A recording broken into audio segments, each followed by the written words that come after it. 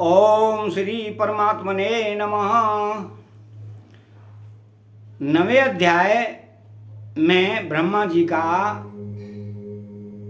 भवक धाम दर्शन और भगवान के द्वारा उन्हें चतुश्लोकी भागवत का उपदेश। श्री सुखदेव जी ने कहा कि परीक्षक, जैसे स्वप्न में देखे जाने वाले पदार्थों के साथ उसे देखने वाले का कोई संबंध नहीं होता, वैसे ही देह आदि से अतीत अनुभव स्वरूप आत्मा का माया के बिना दृश्य पदार्थों के साथ कोई संबंध नहीं हो सकता। विविध रूप वाली माया के कारण वह विविध रूप वाला प्रतीत होता है और जब उसके गुणों में रम जाता है तब यह मैं हूं, यह मेरा है, इस प्रकार मानने लगता है। किंतु जब यह गुणों को क्षुब्ध करने वाले काल और मोह उत्पन्न करने वाली माया इन दोनों से परे अपने अनंत रूप स्वरूप में मोह रहित होकर रमण करने लगता है, आत्माराम हो जाता है, तब यह मैं मेरा का भाव छोड़कर पूर्ण उदासीन गुणातीत हो जाता है। ब्रह्मा जी की निष्कल्प तपस्या से प्रसन्न होकर भगवान ने उन्हें अपने रूप का दर्शन कराया और आत्म रूप से ज्ञान के लिए उन्हें परम सत्य पदार्थ वस्तु का उपदेश दिया। वही बात मैं तुम्हें सुनाता हूं। तीनों लोकों के परम गुरु आदिदेव ब्रह्मा जी अपने जन्म स्थान कमल पर बैठकर सृष्टि करने की इच्छा से विचार करने लगे, परंतु जिस ज्ञान दृष्टि से सृष्टि का निर्माण हो सकता था और जो सृष्टि व्यापार के लिए वांछनीय है, वह दृष्टि उन्हें प्राप्त नहीं हुई। एक दिन वे यही चिंता कर रहे थे कि प्रलय के समुद्र में उन्होंने व्यंजनों के 16वें तथा 21वें अक्षर त तथा प को तप करो इस प्रकार 2 बार सुना। परीक्षित, महात्मा लोग इस तप को ही त्यागियों का धन मानते हैं। यह सुनकर ब्रह्मा जी ने वक्ता को देखने की इच्छा से चारों ओर देखा, परंतु वहां दूसरा कोई दिखाई नहीं पड़ा। वे अपने कमल पर बैठ गए और मुझे तप करने की प्रत्यक्ष आज्ञा मिली है, ऐसा निश्चय कर और उसी में अपना हित समझकर उन्होंने अपने मन को तपस्या में लगा दिया। ब्रह्मा जी तपस्वियों में सबसे बड़े तपस्वी हैं, उनका ज्ञान अमोघ है। उन्होंने उस समय 1 सहस्र दिव्य वर्ष पर्यंत एकाग्र चित्त से अपने प्राण, मन, कर्मेंद्रिय और ज्ञानेंद्रियों को वश में करके ऐसी तपस्या की जिससे वे समस्त लोगों को प्रकाशित करने में समर्थ हो सके। उनकी तपस्या से प्रसन्न होकर भगवान ने उन्हें अपना वह लोक दिखाया जो सर्वश्रेष्ठ है और जिससे परे कोई दूसरा लोक नहीं है। उस लोक में किसी भी प्रकार के क्लेश, मोह और भय नहीं है। जिन्हें कभी एक बार भी उनके दर्शन का सौभाग्य प्राप्त हुआ है, वह देवता बार बार उसकी स्तुति करते रहते हैं। वहाँ रजोगुण, तमोगुण और इनमें से मिला हुआ सत्वगुण भी नहीं है। वहाँ न काल की दाल गलती है और न माया ही कदम रख सकती है। फिर माया के बाल बच्चे तो जा ही कैसे सकते हैं। वहाँ भगवान के वे पार्षद निवास करते हैं जिनका पूजन देवता और दैत्य दोनों ही करते हैं। उनका उज्ज्वल आभा से युक्त श्याम शरीर शतदल कमल के समान कोमल नेत्र और पीले रंग के वस्त्र से शोभायमान है। अंग अंग से राशि राशि सौंदर्य बिखरता रहता है। वे कोमलता की मूर्ति हैं। सभी के 4 भुजाएं हैं। वे स्वयं तो अत्यंत तेजस्वी हैं ही, मणि जड़ित सुवर्ण के प्रभामय आभूषण भी धारण किए रहते हैं। उनकी छवि मूंगे, वैदूर्य मणि और कमंडल के उज्जवल तंतु के समान है। उनके कानों में कुंडल, मस्तक पर मुकुट और कंठ में मालाएं शोभायमान है। जिस प्रकार आकाश बिजली सहित बादलों से शोभायमान होता है, वैसे ही वह लोक मनोहर कामनियों की कांति से युक्त महात्माओं के दिव्य तेजों में विमानों से स्थान स्थान पर सुशोभित होता रहता है। उस वैकुंठ लोक में लक्ष्मी जी सुंदर रूप धारण करके अपनी विविध विभूतियों के द्वारा भगवान के चरण कमलों की अनेकों प्रकार से सेवा करती रहती है। कभी कभी जब वे झूले पर बैठकर अपने प्रियतम भगवान की लीलाओं का गायन करने लगती हैं, तब उनके सौंदर्य और सुरभि से उन्मत्त होकर भौरे स्वयं उन लक्ष्मी जी का गुणगान करने लगते हैं। ब्रह्मा जी ने देखा उस दिव्यलोक में समस्त भक्तों के रक्षक लक्ष्मीपति, यज्ञपति एवं विश्वपति भगवान विराजमान हैं। सुनंद, नंद, प्रबल, अरहण आदि मुख्य मुख्य पार्षदगण उन प्रभु की सेवा कर रहे हैं। उनका मुख कमल प्रसाद मधुर मुस्कान से युक्त है, आंखों में लाल लाल डोरियां हैं, बड़ी मोहक और मधुर चित्तवन है। ऐसा जान पड़ता है कि अभी अभी अपने प्रेमी भक्त को अपना सर्वस्व दे देंगे। सिर पर मुकुट, कानों में कुंडल और कंधे पर पीतांबर जगमा रहे हैं। वक्षस्थल पर एक सुनहरी रेखा के रूप में श्री लक्ष्मी जी विराजमान हैं और सुंदर 4 भुजाएं हैं। वे एक सर्वोत्तम और बहुमूल्य आसन पर विराजमान हैं। पुरुष प्रकृति, महंतत्व, अहंकार, मन, 10 इंद्रिय, शब्दादि 5 तन्मात्राएं और पंचभूत, ये 25 शक्तियां मूर्तिमान होकर उनके चारों ओर खड़ी हैं। समग्र ऐश्वर्य, धर्म, कीर्ति, श्री, ज्ञान और वैराग्य, इन 6 नित्य सिद्ध स्वरूप भूत शक्तियों से वे सर्वदा युक्त रहते हैं। उनके अतिरिक्त और कहीं भी ये नित्य रूप से निवास नहीं करते। वे सर्वेश्वर प्रभु अपने नित्य आनंदमय स्वरूप में ही नित्य निरंतर निमग्न रहते हैं। उनका दर्शन करते ही ब्रह्मा जी का हृदय आनंद के उद्रेक से लबालब भर उठा। शरीर पुलकित हो उठा, नेत्रों में प्रेमाश्रु छलकाए। ब्रह्मा जी ने भगवान के उन चरण कमलों में जो परमहंसों के निवृत्ति मार्ग से प्राप्त हो सकते हैं, सिर झुकाकर प्रणाम किया।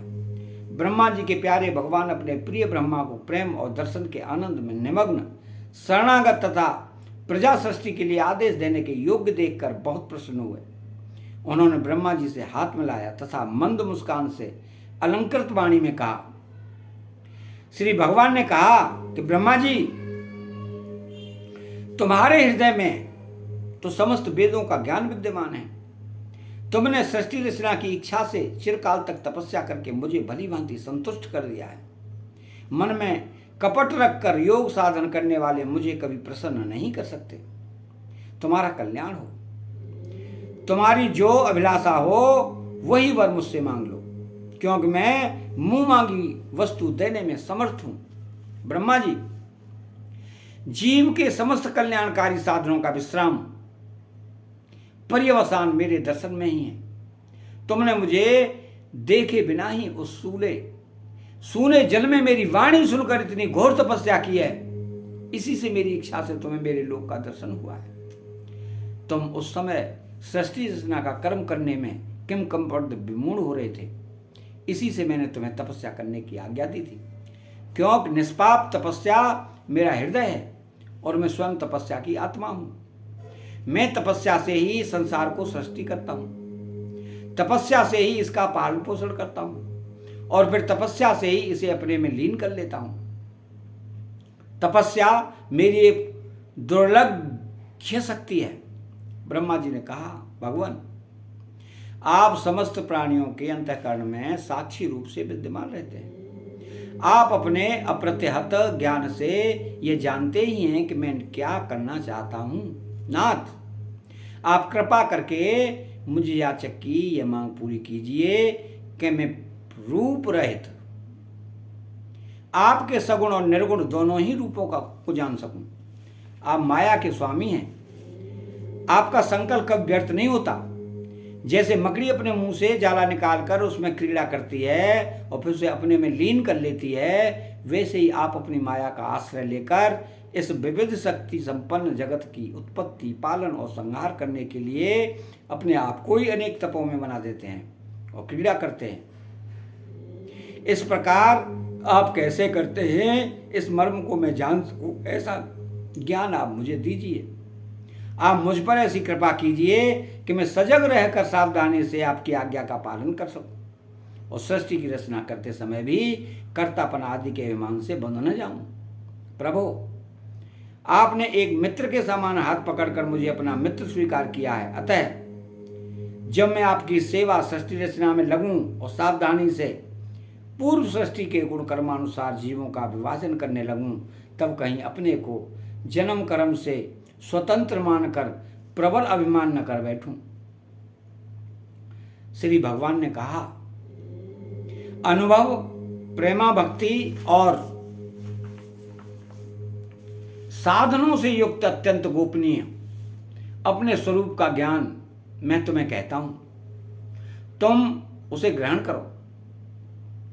मेरा जितना विस्तार है, मेरा जो लक्षण है, मेरे जितने और जैसे रूप गुण और लीलाएं हैं, मेरी कृपा से तुम उनका तत्व ठीक ठीक वैसा ही अनुभव करो। सृष्टि के पूर्व केवल मैं ही मैं था।